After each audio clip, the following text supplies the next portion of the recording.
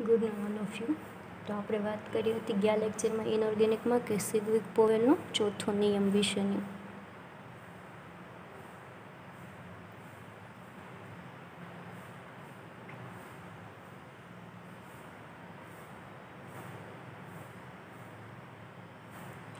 તો એના વિશેની બેઝિક માહિતી આપણે મેળવી લીધી કે નિયમનું સ્ટેટમેન્ટ શું હતું અને એમાં આપણે અલગ અલગ એક્ઝામ્પલ થ્રુ છે આપણે નિયમ સમજ્યા હતા.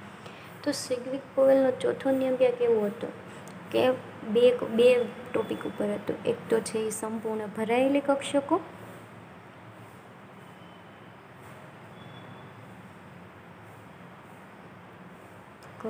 અને એક હતું અપૂર્ણ કક્ષકો.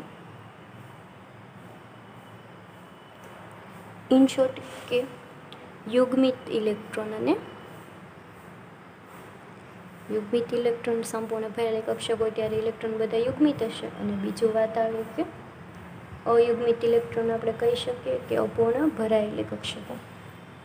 તો હવે સિગ્વિક પોવેલે એવું કીધું હતું કે જ્યારે સંપૂર્ણ ભરાયેલી કક્ષકો હોય ત્યારે ઇલેક્ટ્રોન વચ્ચેનું ઉપાકર્ષણ ઓછું જોવા મળે, અને અપૂર્ણ કક્ષકો એટલે કે અયુગ્મિત ઇલેક્ટ્રોન હોય ત્યારે અપાકર્ષણ ઓછું જોવા મળે છે.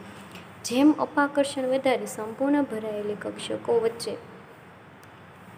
અપાકર્ષણ વધારે જેમ અપાકર્ષણ વધે છે એમ શું થાય તો કે પરમાણુ એકબીજાથી દૂર ગોઠવવાની વૃત્તિ ધરાવે, એટલે કે અપાકર્ષણ વધારે એમ બંધ ખૂણો વધારે જોવા મળે. અને જેમ અપૂર્ણ એટલે કે અયુગ્મિત ઇલેક્ટ્રોન હોય તો એની વચ્ચે છે અપાકર્ષણ કેવું જોવા મળે, ઓછું જોવા મળે છે. કોની કમ્પેરમાં? સંપૂર્ણ ભરાયેલી કક્ષકોની કમ્પેરમાં અપૂર્ણ ભરાયેલી કક્ષકો વચ્ચે અપાકર્ષણ ઓછું જોવા મળે, એટલે કે બંધ ખૂણો કેવો જોવા મળે છે, ઓછો જોવા મળે. શું કામ? તો કે અપાકર્ષણ જેમ ઓછું એમ પરમાણુ એકબીજાને ઓછા અપાકર્ષે, એના લીધે બંધ ખૂણો છે એ ઓછો જોવા મળે છે. તો આ વાત કરી આપણે કે સિગ્વિક પોવેલના ચોથા નિયમ. તેને આપણે ડિસ્ક્રિપ્શન લેંગ્વેજમાં કહી શકીએ કે અપૂર્ણ રીતે ઇલેક્ટ્રોનથી ભરાયેલ સંયોજકતા કોષમાં રહેલ ઇલેક્ટ્રોન વચ્ચે થતા અપાકર્ષણ કરતાં પૂર્ણ રીતે ભરાયેલી ઇલેક્ટ્રોન યુગ્મથી પૂર્ણ રીતે ભરાયેલ સંયોજકતા કોષમાં ઇલેક્ટ્રોન યુગ્મ વચ્ચેનું અપાકર્ષણ વધારે હોય છે. ઇન શોર્ટ કે સંપૂર્ણ ભરાયેલી કક્ષકોમાં અપાકર્ષણ વધારે એમ બંધ ખૂણો વધારે, અને અપૂર્ણ ભરાયેલી કક્ષકોમાં અપાકર્ષણ ઓછું એમ બંધ ખૂણો કેવો જોવા મળે છે, ઓછો જોવા મળે છે. તો આ એનું હતું સ્ટેટમેન્ટ. પછી આપણે એમાં વાત કરી હતી આગળ જતાં કે જ્યારે તમે સોડિયમથી લિથિયમ તરફ જાઓ છો, કઈ તરફ? તો કે તમે લિથિયમથી નિયોન તરફ જાઓ છો ત્યારે શું થાય તો કે લિથિયમથી નિયોન એટલે કે પરમાણુ ક્રમાંક 3 થી 10 વચ્ચે આવ્યા તો એમાં બે કક્ષકો પાર્ટિસિપેટ કરે, એસ અને પી કક્ષકો. આપણને ખબર છે કે એસ કક્ષકમાં મિનિમમ 2 ઇલેક્ટ્રોન સમાઈ શકે, જ્યારે પી કક્ષકમાં મિનિમમ 6 ઇલેક્ટ્રોન સમાઈ શકે, કારણ કે પીની પાસે 3 સબકક્ષકો છે, 2px 2py અને 2pz કક્ષક છે. તો આની પાસે ટોટલ 2 ઇલેક્ટ્રોન, જ્યારે એ પી કક્ષકમાં 6 ઇલેક્ટ્રોન એટલે કે 8 ઇલેક્ટ્રોન છે એ સંપૂર્ણ ભરાયેલા હોય, અથવા તો 4 ઇલેક્ટ્રોન યુગ્મથી સંપૂર્ણ ભરાયેલી હોય. એમ લિથિયમથી નિયોન તરફ જતાં અપાકર્ષણ વધારે થાય છે. પછી વાત આપણે કરી હતી કે તમે સોડિયમથી આર્ગોન તરફ જાઓ છો. કઈ તરફ? તો કે સોડિયમથી જ્યારે તમે આર્ગોન તરફ જાઓ. હવે સોડિયમથી તમે આર્ગોન તરફ જાઓ એટલે કઈ કક્ષકો આવે તો કે એમાં કક્ષકોનો સમાવેશ થાય છે એસ, પી અને ડી કક્ષકો. હવે આપણને ખબર છે એસ કક્ષકમાં 2 ઇલેક્ટ્રોન, પી કક્ષકમાં 6 ઇલેક્ટ્રોન, ડી કક્ષકમાં 5 સબકક્ષકો એટલે કે એક કક્ષકમાં 2 ઇલેક્ટ્રોન એટલે 5 સબકક્ષકોમાં ટોટલ કેટલા ઇલેક્ટ્રોન સમાઈ શકે? ટોટલ 10 ઇલેક્ટ્રોન સમાઈ શકે. તો હવે આ એસપીડી કક્ષક સંપૂર્ણ ક્યારે ભરાય? કે જ્યારે એની પાસે ટોટલ 18 ઇલેક્ટ્રોન હોય અથવા તો 9 ઇલેક્ટ્રોન યુગ્મો આવેલા હોય ત્યારે જ છે એ સંપૂર્ણ ભરાયેલી ગણાશે. પરંતુ જો એમાંથી 9 ઇલેક્ટ્રોન યુગ્મ અથવા તો 18માંથી 14 અથવા તો 15 અથવા તો 17 ઇલેક્ટ્રોન હશે તો પણ કક્ષકો કેવી ગણાશે? ખાલી જ ગણાશે. તો શું થાય કે એના વચ્ચે છે એ અપાકર્ષણ ઓછું થાય, એમ બંધ ખૂણો છે એ ઓછો જોવા મળે. ક્યારે તમે સોડિયમથી આર્ગોન તરફ જાઓ ત્યારે એના પરમાણુઓમાં, અને જ્યારે લિથિયમથી નિયોન તરફ જાઓ એમાં છે એ એસ અને પી કક્ષક મોસ્ટલી ભરાઈ જ જાય છે. એટલે છે એમાં બંધ ખૂણો, સોડિયમ લિથિયમથી તમે નિયોન તરફ જાઓ ત્યારે બંધ ખૂણો છે એ તમને થોડોક વધારે છે એ જોવા મળે છે. હવે આપણે આ વાત કરીએ તો પછી આપણે જોયું હતું કે એનું એક એક્ઝામ્પલ જોયું હતું. તો એના એક્ઝામ્પલમાં આપણે વાત કરી હતી કે H2O અને H2S અણુ પરમાણુઓની. આપણને ખબર છે કે H2Oનું જ્યારે આપણે ઉદાહરણ લઈએ તો એમાં મધ્યસ્થ પરમાણુ તો ઓક્સિજન પરમાણુ થવાનું. હવે ઓક્સિજનનો પરમાણુ ક્રમાંક 8 થાય. એની ઇલેક્ટ્રોન રચના જોઈએ એટલે કે 1s2, 2s2 અને 2p4 થશે. ટોટલ 8 ઇલેક્ટ્રોન સમાઈ ગયા. હવે આપણે એની ઇલેક્ટ્રોન રચના જોઈએ તો આપણે બતાવીએ કે હિલિયમ, પછી આ 2s કક્ષકમાં તો 2 ઇલેક્ટ્રોન સંપૂર્ણ ભરાયેલા, 2p કક્ષકમાં 3 સબકક્ષકો આવે, 2pxમાં 1 ઇલેક્ટ્રોન, 2pyમાં અને 2pzમાં. આ છે એની 2px, 2py, 2pz કક્ષક. હવે આપણે જોઈએ કે અહીંયા 2py અને 2pz કક્ષકમાં 1 ઇલેક્ટ્રોન, બેમાં 1 ઇલેક્ટ્રોન કેવા છે? અયુગ્મિત છે. હવે જ્યારે આ કક્ષકો સંપૂર્ણ ક્યારે ભરાયેલી ગણાશે? કે જ્યારે એની સાથે કોઈ બીજો પરમાણુ જોડાશે ત્યારે. અને જો એ બંને કક્ષકોમાં 2 ઇલેક્ટ્રોન થાય ત્યારે આપણે કહી શકીએ કે પી કક્ષક છે એ સંપૂર્ણ ભરાઈ ગઈ છે. તો હવે જ્યારે H2Oનો અણુ બને છે ત્યારે શું થાય કે હાઇડ્રોજનના 2 પરમાણુ જોડાય છે. કોની સાથે? તો કે જે ઓક્સિજનની અહીંયા 2 કક્ષક ખાલી છે ત્યાં. તો માનો કે એક ઓક્સિજનનો હાઇડ્રોજનનો પરમાણુ અહીંયા જોડાનો એટલે કે 2py કક્ષકમાં, અને એક છે એ પરમાણુ ક્યાં જોડાનો? 2pz કક્ષકમાં electron જોડાનો. કે એક હાઇડ્રોજનનો પરમાણુ અહીંયા અને એક હાઇડ્રોજનનો પરમાણુ અહીંયા, અને શેની રચના કરી? તો કે H2O અણુની રચના કરી. હવે આ બધી કક્ષકો છે એ કેવી થઈ? સંપૂર્ણ ભરાયેલી, કે જેમાં એક પણ અયુગ્મિત ઇલેક્ટ્રોન હાજર છે નહીં. એટલે શું થશે કે અપાકર્ષણ વધશે.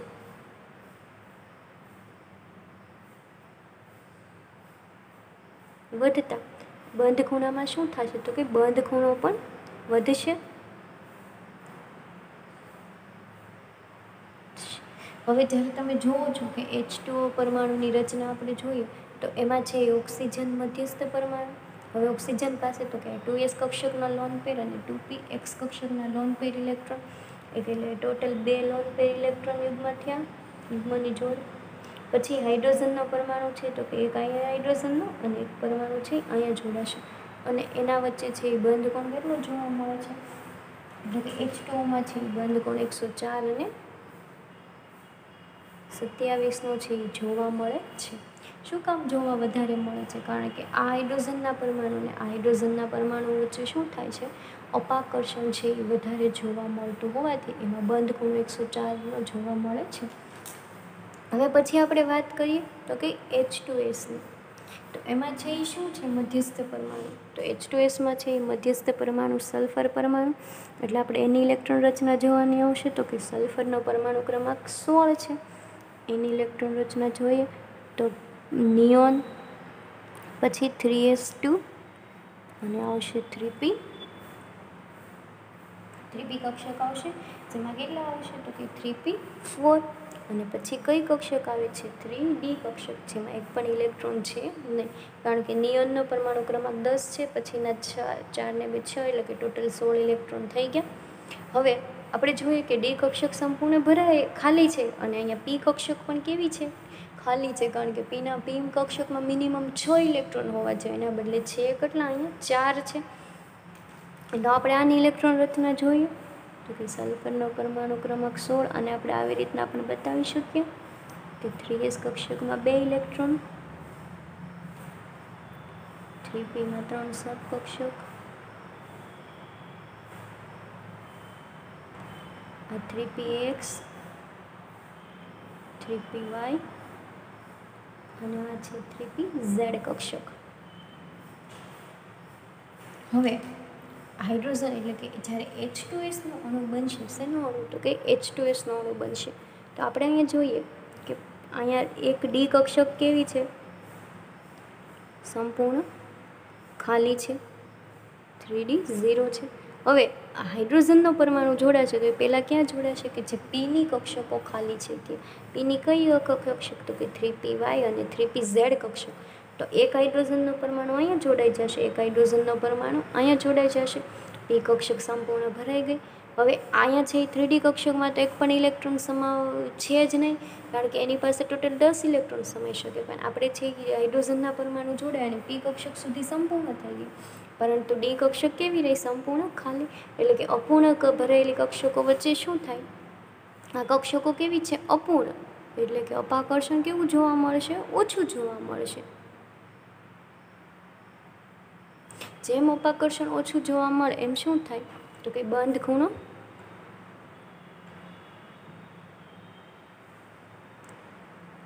ઓછું જોવા મળશે.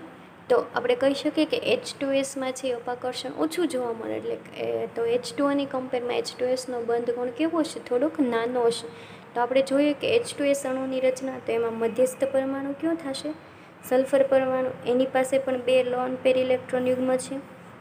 એની સાથે અહીંયા હાઇડ્રોજનનો એક પરમાણુ અને એક હાઇડ્રોજન પરમાણુ અહીંયા જોડાશે અને H2Sમાં બંધ કોણ જોવા મળશે?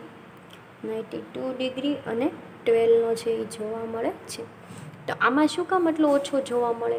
H2Sમાં તો આપણને H2Oમાં તો આપણને 104નો જોવા મળતો હતો, જ્યારે H2Sમાં છે એ 92 ડિગ્રી અને 12નો જોવા મળે છે. તો આપણે કહી શકીએ કે H2Sમાં છે તો કે સલ્ફર પરમાણુની 3D કક્ષક એટલે કે ડી કક્ષક સંપૂર્ણ ખાલી હોવાથી અપૂર્ણ ભરેલી કક્ષકો વચ્ચે છે એ અપાકર્ષણ ઓછું જોવા મળે, એના લીધે છે એ બંધ કોણ ઓછો જોવા મળે. જ્યારે H2Oમાં છે તો કે બધી કક્ષકો કેવી હતી? સંપૂર્ણ ભરાયેલી હતી.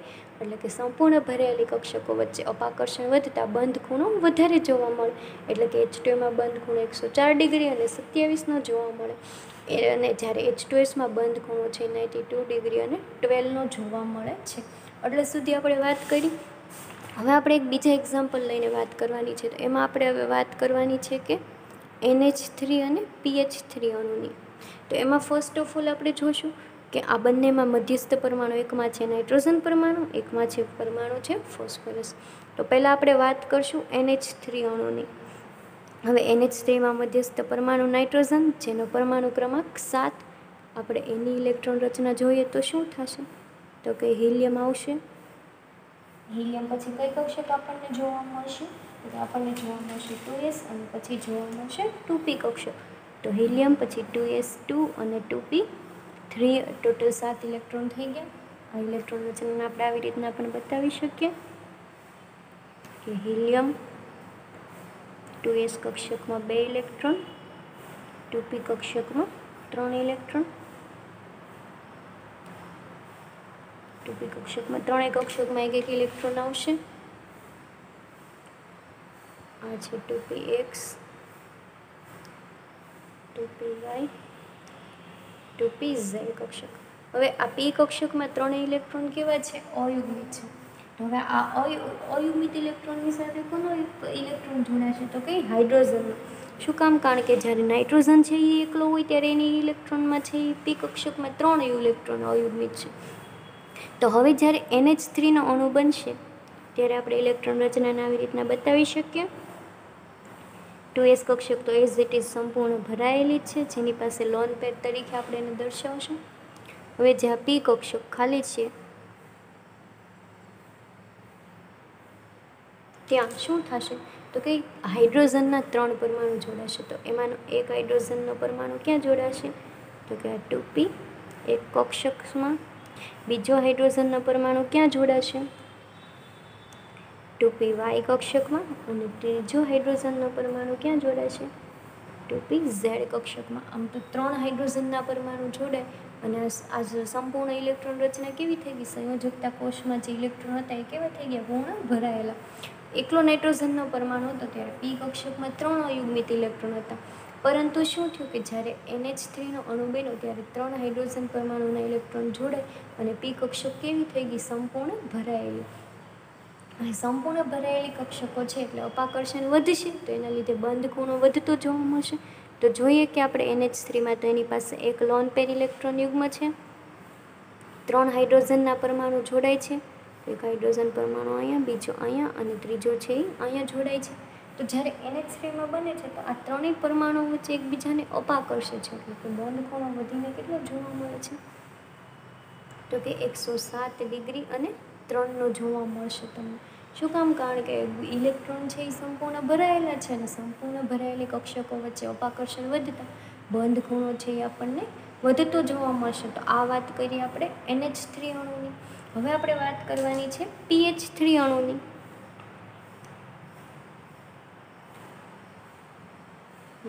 હવે PH3 અણુમાં મધ્યસ્થ પરમાણુ કયો થશે? ફોસ્ફરસ, જેનો પરમાણુ ક્રમાંક કેટલો છે?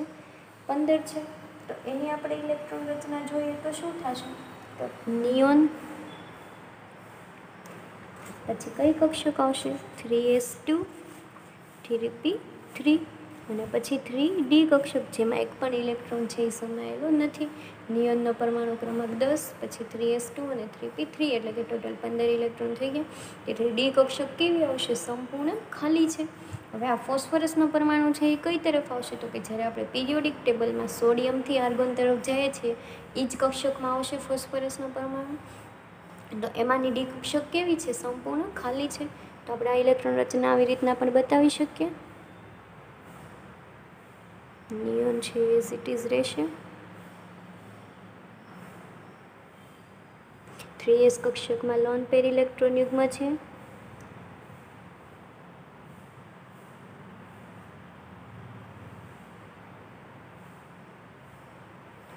આ કઈ છે? 3d કક્ષક. આ છે 3px, 3py અને આ છે 3pz કક્ષક. જ્યારે ડી કક્ષક સંપૂર્ણ ખાલી છે કે જેમાં એક પણ ઇલેક્ટ્રોન છે નહીં. હવે શું થશે કે ફોસ્ફરસની સાથે કોણ જોડાય છે? તો કે હાઇડ્રોજનના 3 પરમાણુ જોડાય છે. જ્યારે PH3નો અણુ બને છે ત્યારે એક ફોસ્ફરસનો પરમાણુ અને બાકીના 3 હાઇડ્રોજન, એટલે કે ટોટલ 4 પરમાણુઓ જોડાઈને શેની રચના કરે છે? PH3 અણુની રચના કરે છે. તો હવે શું થશે કે હાઇડ્રોજન 3 પરમાણુ ક્યાં જોડાશે? તો કે પહેલાં તો P કક્ષક ખાલી છે ત્યાં જોડાશે. એના છે ઇલેક્ટ્રોન 6 ભરાઈ જશે, પછી જ તે ઇલેક્ટ્રોનની સંક્રાંતિ ક્યાં થશે? 3d તરફ થતી જોવા મળશે. તો પહેલો ઇલેક્ટ્રોન છે એ ક્યાં જોડાશે? તો કે એક 3pxમાં જોડાશે, એક 3pyમાં હાઇડ્રોજનનો ઇલેક્ટ્રોન જોડાશે અને એક છે એ 3pzમાં જોડાશે. હવે આપણે એની રચના જોઈએ કે જ્યારે PH3 અણુ બને છે ત્યારે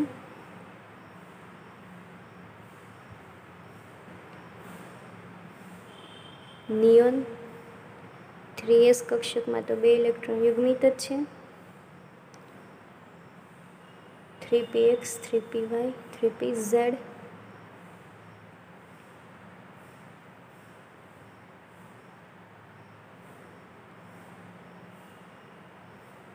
છે 3d કક્ષક સંપૂર્ણ ખાલી.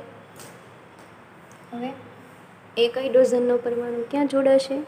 તો કે અહીંયા 3px કક્ષકમાં. બીજો હાઇડ્રોજનનો પરમાણુ અહીંયા 3py કક્ષકમાં. ત્રીજો હાઇડ્રોજનનો પરમાણુ 3pz કક્ષકમાં જોડાશે.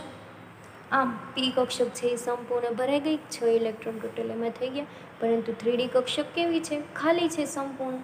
એટલે કે આમાં જે ડી કક્ષક ખાલી હોવાથી ઇલેક્ટ્રોન વચ્ચેનું અપાકર્ષણ કેવું જોવા મળશે?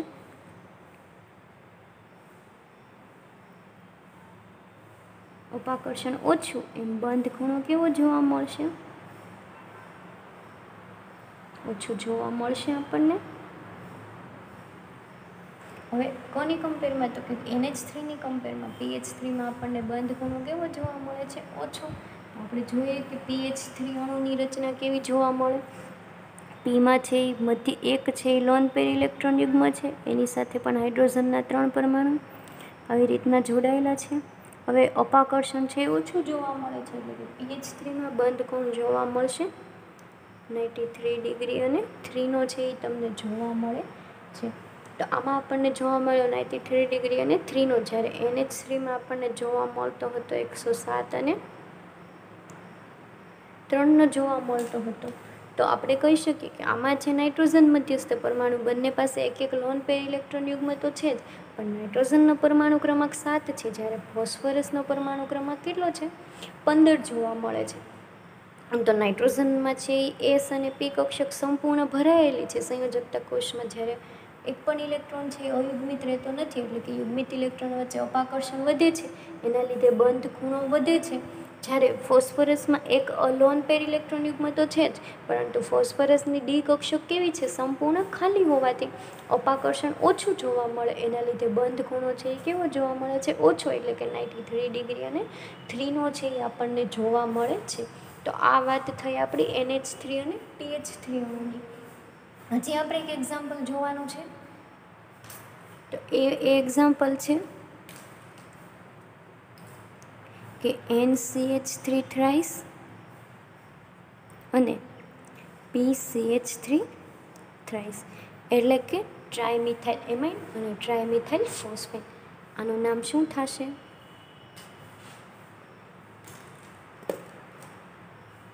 આનું નામ થાય છે ટ્રાયમિથાઇલ એમાઇન અને આનું નામ થાય છે ટ્રાયમિથાઇલ ફોસ્ફાઇન.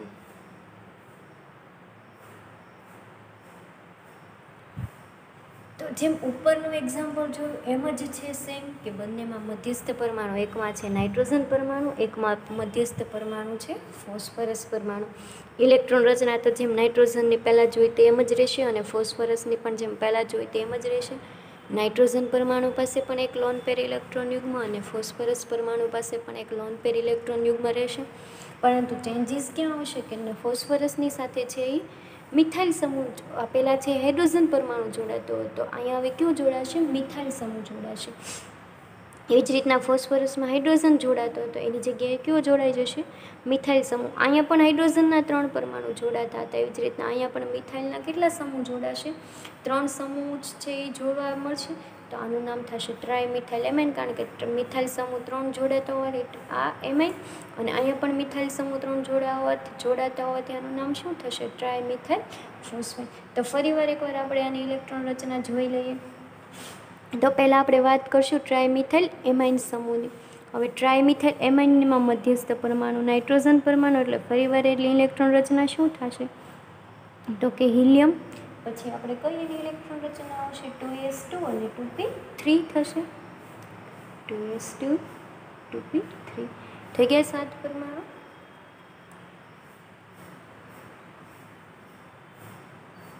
હવે આપણે વાત કરશું તો કે જ્યારે તમે નાઇટ્રોજન કક્ષકો ગોઠવો છો, તો કંઈ અહીંયા આપણે આ ઇલેક્ટ્રોન રચનાને આવી રીતના આપણે બતાવી શકીએ કે હિલિયમ 2s કક્ષકમાં 2 ઇલેક્ટ્રોન કેવા છે, લોન પેર. પછી 2p કક્ષક, 2px 2py 2pz, ત્રણેય કક્ષકમાં કેટલા ઇલેક્ટ્રોન છે, એક ઇલેક્ટ્રોન ગોઠવાયેલા છે. આ છે 2px, આ છે 2py અને આ છે 2pz કક્ષક, ત્રણેયમાં એક અયુગ્મિત ઇલેક્ટ્રોન ગોઠવાયેલા છે. હવે આ કક્ષકો સંપૂર્ણ ક્યારે ભરાશે, કે જ્યારે પી કક્ષકની 3 ઇલેક્ટ્રોનમાંથી કેવા કક્ષકો થઈ જશે, 6 ઇલેક્ટ્રોન ભરાઈ જશે, ત્યારે જ તે આપણે કક્ષકને કહી શકીએ કે કક્ષકો સંપૂર્ણ ભરાયેલી છે. એવી રીતના તો હવે સંપૂર્ણ ભરાવા માટે જરૂર શું પડે, કે 3 ઇલેક્ટ્રોન. તો અહીંયા આપણી પાસે કયો પરમાણુ બને છે, ટ્રાયમિથાઇલ એમાઇન. તો અહીંયા જે નાઇટ્રોજન પરમાણુની પી કક્ષક ખાલી છે એની સાથે કોણ જોડાશે, મિથાઇલ સમૂહ જોડાશે.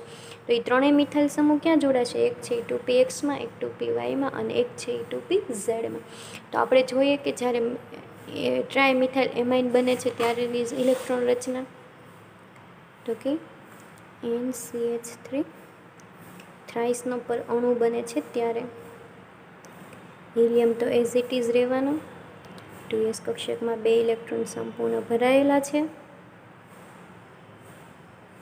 2px 2py 2pz કક્ષકમાં એક ઇલેક્ટ્રોન છે. હવે NH3 હવે મિથાઇલ સમૂહ ક્યાં જોડાય છે, તો કે એક મિથાઇલ સમૂહનો ઇલેક્ટ્રોન જોડાય છે 2pxમાં, એક મિથાઇલ સમૂહ જોડાય છે અહીંયા 2py કક્ષકમાં, અને છેલ્લો મિથાઇલ સમૂહ જોડાય છે 2pz કક્ષકમાં. તો આમ 3 મિથાઇલ સમૂહ ક્યાં જોડાણા? 2px 2py અને 3pz કક્ષકમાં.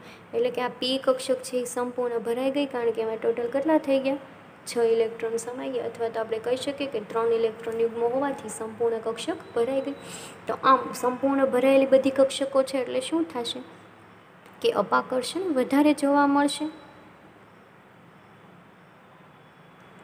આપણને ખબર છે કે જેમ અપાકર્ષણ વધારે એમ અણુઓ છે એકબીજાથી કેવા ગોઠવાશે? જેમ એકબીજાને અપાકર્ષણ એટલે કે એકબીજાથી દૂર દૂર ગોઠવાશે. એમ બંધ ખૂણો કેવો જોવા મળશે? વધારે જોવા મળશે આપણને. હવે તો જ્યારે આપણે જોઈએ કે NCA3 થ્રાઇસનો અણુ બને છે ત્યારે તો કે નાઇટ્રોજન મધ્યસ્થ પરમાણુ એક લોન પેર ઇલેક્ટ્રોન છે. જેવી રીતના હાઇડ્રોજનના 3 પરમાણુ જોડાતા હતા એમ શું જોડાશે? 3 મિથાઇલ સમૂહ. તો આ 3 મિથાઇલ સમૂહ જોડાય અને એના વચ્ચેનો બંધ કોણ છે એ કેટલો જોવા મળે છે? એક્ઝેક્ટ 107 ડિગ્રીનો છે એ જોવા મળે છે બંધ ખૂણો. તો આમ નાઇટ્રોજન ટ્રાયમિથાઇલ એમિનમાં કેટલો આપણને જોવા મળ્યો? બંધ ખૂણો 107નો જોવા મળ્યો. બરાબર. અને આમાં વચ્ચે છે એ શું થાય છે કે અપાકર્ષણ વધારે થાય છે સંપૂર્ણ ભરાયેલી કક્ષકો હોવાથી. હવે આપણે વાત કરવાની છે PCH3 થ્રાઇસ એટલે કે ટ્રાયમિથાઇલ ફોસ્ફાઇન અણુની.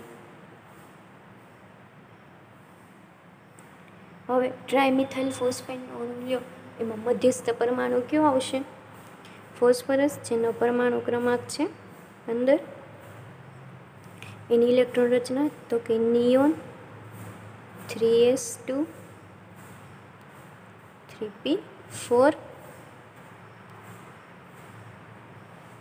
ફોસ્ફરસનો પરમાણુ ક્રમાંક 15, 3 આવશે. અને પછી કઈ કક્ષક આવશે? 3D, જેમાં એક પણ ઇલેક્ટ્રોન છે નહીં. હવે આપણે આ ઇલેક્ટ્રોન રચનાને આવી રીતના પણ બતાવી શકીએ કે ફોસ્ફરસનો પરમાણુ ક્રમાંક 15, નિયોનનો કેટલો છે તો કે 10, એ એઝ ઇટ ઇઝ રહેશે. આ 3s કક્ષકમાં કેટલા ઇલેક્ટ્રોન છે? 2 ઇલેક્ટ્રોન. 3p કક્ષકમાં 3 ઇલેક્ટ્રોન, એક 3px 3py અને 3pz માં 3px 3py અને 3pz કક્ષક. જ્યારે 3D કક્ષકમાં કેટલી સબકક્ષકો આવે છે? 5 સબકક્ષકો આવે. એ સબકક્ષકો કેવી છે? સંપૂર્ણ ખાલી છે, જેમાં એક પણ ઇલેક્ટ્રોન છે નહીં. અહીંયા પી કક્ષક પણ કેવી છે? અયુગ્મિત છે. તો હવે આ ફોસ્ફરસનો પરમાણુ જ્યારે હોય છે ત્યારે એની પાસે પી કક્ષકમાં 3 અયુગ્મિત ઇલેક્ટ્રોન હોય છે. તો પછી શું થાય કે જ્યારે ફોસ્ફરસની સાથે મિથાઇલ સમૂહ 3 જોડાય છે અને કયો બનાવે છે તો કે ટ્રાયમિથાઇલ ફોસ્ફાઇન નામનું સંયોજન બનાવે છે. તો હવે ટ્રાયમિથાઇલ ફોસ્ફાઇન નામનું સંયોજન બનશે તો એ 3 મિથાઇલ સમૂહ ક્યાં જોડાશે? તો એક મિથાઇલ સમૂહ 3px કક્ષકમાં જ્યાં ખાલી એક ઇલેક્ટ્રોન છે ત્યાં, બીજો છે 3py માં અને ત્રીજો ક્યાં જોડાશે? 3pz કક્ષકમાં છે એ જોડાશે.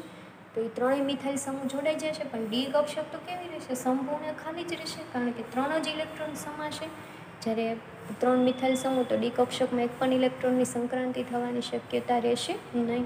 તો આપણે જોઈએ કે હવે જ્યારે મિથાઇલ સમૂહ જોડાય ત્યારની ઇલેક્ટ્રોન રચના કે PCH3 થ્રાઇસ સંયોજન બને છે ત્યારે નિયોન તો એઝ ઇટ ઇઝ રહેવાનો છે. આ એસ કક્ષકમાં એક લોન પેર ઇલેક્ટ્રોન છે.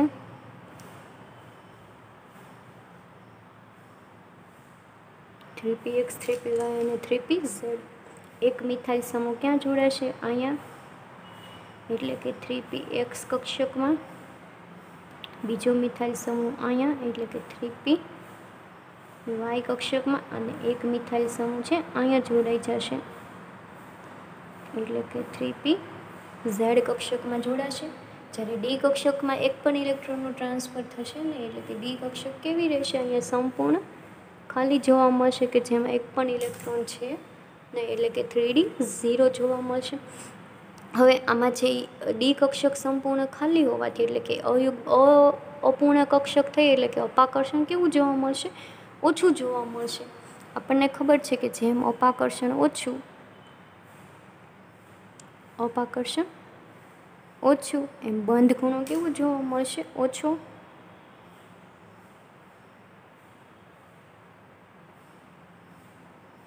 શું કામ અપાકર્ષણ ઓછું થાય? અપાકર્ષણ ઓછું થવાનું મેઇન રીઝન કે ડી કક્ષક અપૂર્ણ ભરાયેલી હોવાથી અપાકર્ષણ ઓછું, એમ બંધ ખૂણો છે એ ઓછો અથવા તો નાનો જોવા મળશે. તો આપણે વાત હવે જોઈએ કે PH3માં છે એ બંધ ખૂણોની રચના. તો કે P પાસે છે એ એક લોન પેર ઇલેક્ટ્રોન યુગ્મ છે ફોસ્ફરસ પાસે. આ 3 મિથાઇલ સમૂહ જેમ હાઇડ્રોજન પરમાણુ જોડાતા હતા જેવી જ રીતના 3 મિથાઇલ સમૂહ જોડાશે. હવે આ 3 મિથાઇલ સમૂહ જોડાશે અને બંધ કોણ કેટલો જોવા મળે છે એના વચ્ચેનું?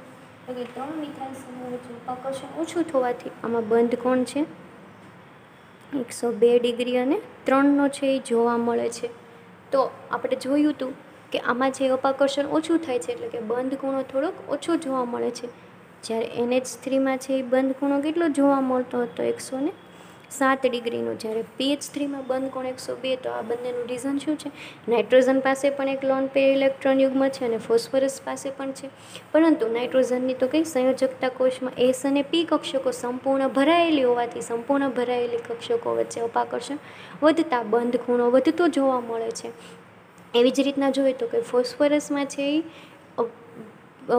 કેવી છે? તો કે S, P અને D કક્ષકોનો સમાવેશ થાય છે. તો કે P કક્ષક સંપૂર્ણ ભરાઈ જાય છે પરંતુ D કક્ષક કેવી રહે છે? અપૂર્ણ ભરાયેલી કક્ષકો વચ્ચે અપાકર્ષણ ઘટતા બંધ ખૂણો છે એ આમાં ઓછો જોવા મળે છે. તો આ હતો તમારો સિગ્વિક-પોવેલનો ચોથો નિયમ, જેમાં આપણે 3 અલગ અલગ એક્ઝામ્પલ જોયા કે H2O અને H2Sનો, NH3PH3 અને NPCH3 થ્રાઇસ અને PCH3 થાય એટલે કે ટ્રાયમિથાઇલ એમાઇન અને ટ્રાયમિથાઇલ ફોસ્ફાઇનનું. તો એમાં આપણે અલગ અલગ એક્ઝામ્પલ દ્વારા જોયું કે બંધ ખૂણો અને યુગ્મિત અને અયુગ્મિત ઇલેક્ટ્રોન એટલે કે સંપૂર્ણ ભરાયેલી કક્ષકો અને અપૂર્ણ ભરાયેલી કક્ષકોના લીધે બંધ ખૂણા ઉપર શું અસર જોવા મળે છે. તો આ તમારો સિગ્વિક-પોવેલનો ચોથો નિયમ છે અહીંયા પૂર્ણ થાય છે. હજી આપણે સિગ્વિક-પોવેલના 2 નિયમો બાકી છે. એમાંનો એક છે હજી સિગ્વિક-પોવેલનો 5મો નિયમ અને પછીનો છે સિગ્વિક-પોવેલનો 6થો નિયમ. તો અત્યાર સુધી આપણે વાત કરી 1 થી 4 નિયમની. હવે જ્યારે આપણે નેક્સ્ટ લેક્ચર આવશે ત્યારે નવો પોઈન્ટ છે એ સ્ટાર્ટ કરશું, જેમાં છે સિગ્વિક-પોવેલનો 5મો નિયમ. તો આજે છે અહીંયા સુધી આપણે રાખીએ. Thank you.